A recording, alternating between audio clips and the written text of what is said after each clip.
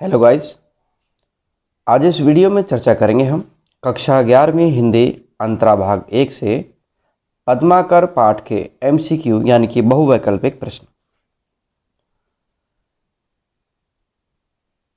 तो इसमें जो पहला प्रश्न है वो काव्यांश पर आधारित है। निम्नलिखित काव्यांश पर आधारित प्रश्नों के सही उत्तर विकल्प चुनकर लिखिए। ये काव्यांश आपके सामने है। पहला पद है पद्माकर पाठ का।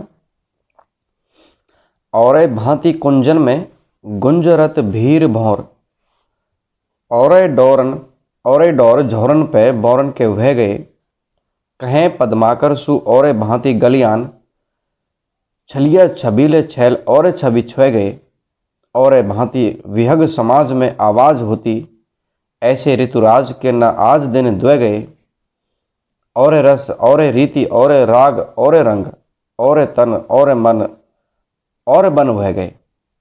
ये पद्माकर का पहला कवित्त है। यहां हम इस कवित्त का अर्थ आपको नहीं समझा रहे हैं। पूरे पाठ की व्याख्या यदि आपको देखनी है तो आप दूसरे वीडियोस देख सकते हैं। यहां हम केवल एमसीक्यू प्रश्नों पर ही चर्चा करेंगे। तो आपने इस पाठ को पहले पढ़ लिया होगा, तो यहां आप इसके प्रश्नों पर चर्चा कर सकते हैं। पहला प्रश्न है, काव्यांश पर आधारित है जो, प्रस्तुत पद में किस ऋतु का चित्रण किया गया है? शीत ऋतु, वसंत ऋतु, ग्रीष्म ऋतु, वर्षा ऋतु। इसमें उत्तर सही होगा बी, वसंत ऋतु। पहले कवित्व में वसंत ऋतु का चित्रण किया गया है, जिसे ऋतुराज भी कहा गया है, ऋतुओं का राजा कहा जाता है। नंबर 2, वसंत ऋतु का नवयुवकों पर क्या प्रभाव पड़ता है? जिन्हें कवि ने छल छबीले कहा है, उनकी बात हो रही है। उन पर क्या प्रभाव पड़ता है? नवयुवक और भी अधिक छविमान हो जाते हैं, नवयुवक होली खेलने में मस्त हो जाते हैं, वे अधिक हृष्ट पुष्ट और बलशाली हो जाते हैं, उपरोक्त सभी। तो यह कवित्त के आधार पर हमें उत्तर बताना है। इसमें विकल्प ए सही है। नवयुवक और भी अधिक छविमान हो जाते हैं, वो सुंदर लगने लगते हैं, और अधिक सुंदर लगने लगते हैं। नंबर 3, छलिया छबीले छैल और छवि छुए गए। पंक्ति में निहित अलंकार बताइए। उपमा अलंकार, रूपक अलंकार, उत्प्रेक्षा अलंकार, अनुप्रास अलंकार। तो यहां देखिए, जो 6 अक्षर है वो बार बार आ रहा है, और जहां एक वर्ण बार बार आता है वहां अनुप्रास अलंकार होता है। इसमें विकल्प डी सही है, अनुप्रास अलंकार। नंबर 4, वसंत ऋतु का आम के वृक्षों पर क्या प्रभाव पड़ा? आम के वृक्षों पर बौर आ गए हैं, आम के फल झड़ने लगे हैं, आम के फल पकने लग गए हैं, आम के पत्ते सूख गए हैं। तो इसमें विकल्प सही है ए, आम के वृक्षों पर बौर आ गए हैं, यानी मंजरियां, उनके फूल खिलने लगे हैं। नंबर 5, प्रस्तुत पद के रचयिता कौन है? पद्माकर, तुलसीदास, सूरदास, जगन्नाथ दास। तो इसमें विकल्प ए सही है, पद्माकर इस पद के रचयिता हैं। अगला प्रश्न, ऐसे ऋतुराज के न आज दिन द्वे गए, पंक्ति से क्या आशय है? ए, वसंत ऋतु के केवल 2 ही दिन शेष हैं। बी, वसंत ऋतु अभी अभी ही आरंभ हुई है। वसंत ऋतु खत्म होने वाली है। वसंत ऋतु के 2 दिन गुजरे हैं। तो यहां इस पंक्ति के जो न आज दिन द्वे गए, इसका कहने का मतलब है कि अभी 2 दिन भी नहीं बीते हैं, यानी कि जो वसंत ऋतु है वो अभी अभी आरंभ हुई है। तो इसमें विकल्प बी सही है, वसंत ऋतु अभी अभी ही आरंभ हुई है। अगला प्रश्न, प्रस्तुत पद में और शब्द का क्या अर्थ है? बार बार जो पहला पद है उसमें और शब्द आया है, तो इसका जो अर्थ है क्या होगा? अलग प्रकार का या विशिष्ट, कोई दूसरा, चारों ओर, उपरोक्त में से कोई नहीं। इसमें विकल्प ए सही है, अलग प्रकार का या विशिष्ट, यानी कि वसंत ऋतु में जो प्रकृति का सौंदर्य है वो अलग ही प्रकार का हो जाता है, विशिष्ट हो जाता है। अगला प्रश्न, आम के वृक्षों में बौर किस ऋतु में आते हैं? वर्षा ऋतु में, वसंत ऋतु में, ग्रीष्म ऋतु में, हेमंत ऋतु में। आम के वृक्षों में जो बौर आता है वो वसंत ऋतु में आता है। बी विकल्प सही है। अगला प्रश्न, अब ये पाठ पर आधारित सामान्य प्रश्न है, अब ये काव्यांश पर आधारित नहीं है। पद्माकर के दूसरे कवित्व में किस त्योहार का चित्रण है? रक्षाबंधन, होली, दीपावली, ओणम। इसमें विकल्प बी सही है, होली। तो दूसरे विकल्प में श्री कृष्ण के यहाँ यानी कि जो गोकुल क्षेत्र है वहां खेली जाने वाली होली का चित्रण है।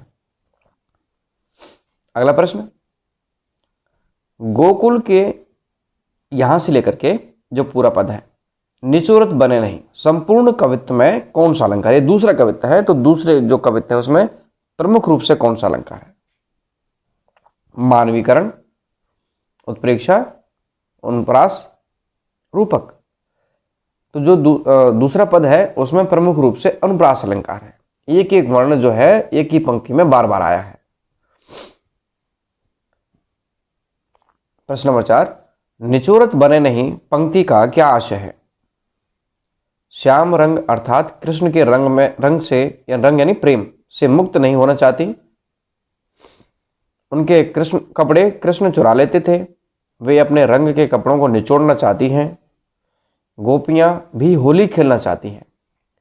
तो इसमें विकल्प ए सही है। इसका मतलब है कि जो श्याम रंग है अर्थात कि वो कृष्ण के रंग यानी प्रेम से वो मुक्त नहीं होना चाहती। कौन? गोपियां। अगला प्रश्न, श्याम रंग में कौन सा अलंकार है? देखो यहां जो श्याम रंग है उसके दो अर्थ आते हैं। कौन कौन से आते हैं? एक तो श्याम रंग यानी कि जो सांवला रंग होता है, और एक श्याम रंग का मतलब है प्रेम, श्री कृष्ण के प्रति प्रेम। तो इसमें जब एक शब्द के दो अर्थ हो जाते हैं तो वहां कौन सा अलंकार होता है? श्लेष अलंकार, उपमा अलंकार, रूपक अलंकार, अनुप्रास अलंकार। इसमें जो अलंकार है वो श्लेष अलंकार होता है, जहां एक ही शब्द से एक से ज्यादा अर्थ चिपके होते हैं। विकल्प ए सही है। नंबर 6, चोराई चित्त चोरा चोरी पंक्ति में कौन सा अलंकार है? अब देखो यहां पर अनुप्रास अलंकार, रूपक अलंकार, उत्प्रेक्षा अलंकार, मानवीकरण अलंकार। इसमें कौन सा हो सकता है? चोराई चित्त चोरा चोरी। यहां देखो यहां भी एक वर्ण की बार बार आवृत्ति हो रही है, जो चा वर्ण है वो बार बार आया है। तो जहां एक वर्ण बार बार आता है वहां अनुप्रास अलंकार होता है। तो इसमें विकल्प ए सही है। नंबर 7, भौरन को गुंजन बिहार बन कुंजन में कवित्व में किस महीने का वर्णन है? सावन महीने का, फागुन महीने का, ज्येष्ठ का, कार्तिक महीने का। तो इसमें जो चित्रण है वो सावन महीने का है। विकल्प इसमें ए सही है। नंबर 8, भ्रमरों का गुंजन सावन के महीने में कैसा प्रतीत होता है? मल्हार गीतों की तरह मधुर, घोर गर्जना जैसा, मोर की आवाज जैसा, करुण क्रंदन। इसमें विकल्प ए सही है, मल्हार गीतों की तरह मधुर।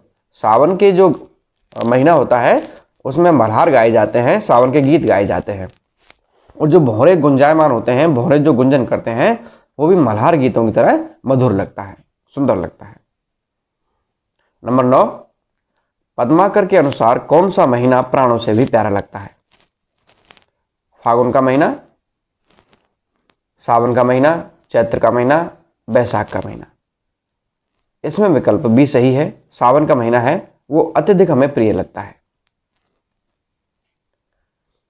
नंबर 10, सावन के महीने में क्या सुहावना लगता है? पद्माकर कवि के कवित्व के आधार पर बताइए। झूला झूलना, भौरों का गुंजार, होली या वसंत ऋतु। तो इसमें विकल्प ए सही है, झूला झूलना। हमें सावन के महीने में झूला झूलना बहुत अच्छा लगता है, सुहावना लगता है। प्रिय विद्यार्थियों, आप इस चैनल पर अन्य पाठों के एमसीक्यू भी देख सकते हैं। धन्यवाद।